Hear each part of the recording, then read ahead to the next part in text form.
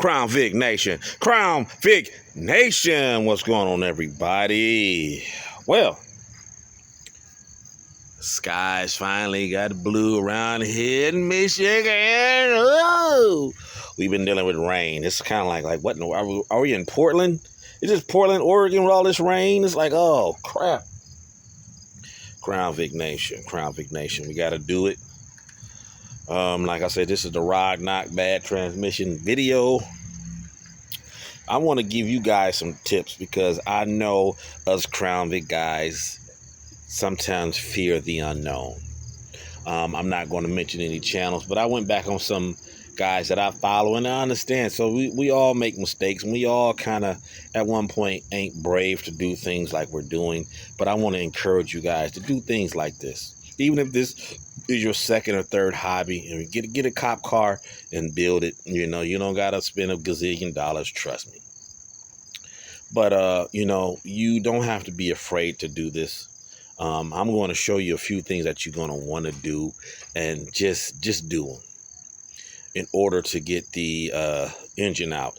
Now, we all know that transmission cross member down there is going to be the most pain in your butt. The most pain in your butt. But if you get a proper pry bar, jack the car up enough that way. Now, if you guys are in a non-Salt City, you guys won't have any issues. But us that live in Salt City, those are going to be a pain.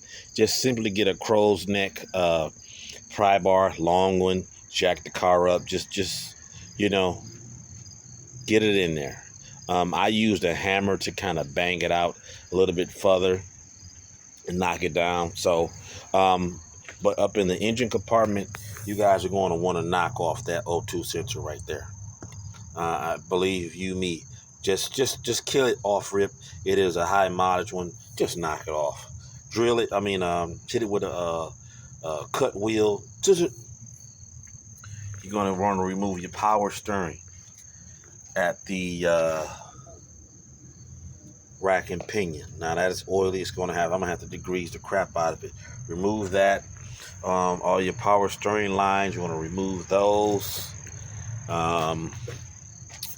You're going to remove all your battery connections, all your grounds of AC. You're going to remove all those. This is the AC connection. All of the heater hoses, you want to remove all those, guys. Every single one of them you're going to remove. You're not going to remove the bottom one. Also your gas line. Oh, that's hooked on there. I didn't even notice that. Oh, Lord. Crown Vic Nation. I'm going to pull that off with the... Oh, we don't even think about breaking that right now. Oh, Jesus. Oh, I'm glad I made this video because I'd have pulled that up and messed up. Oh, Lord. But yeah, get all that up. There's 2 bolts to the engine mounts. Get those up. Just remove those things and just be careful. I got one of the tilt style pullers, which is your best bet.